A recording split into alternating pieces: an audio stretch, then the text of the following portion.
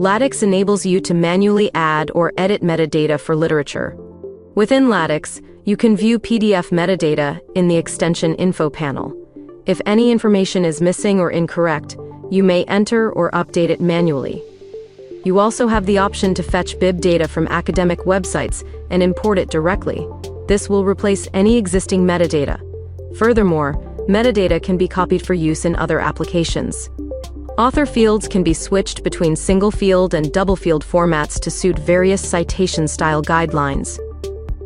When you modify a PDF's metadata, all related citations are updated automatically.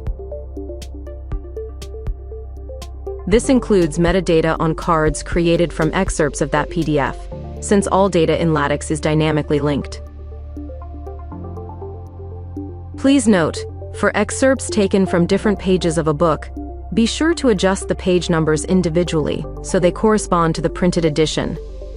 This ensures references generated from your cards remain accurate and consistent. Lattics now offers educational discounts. Please visit the official Lattics website to make a purchase.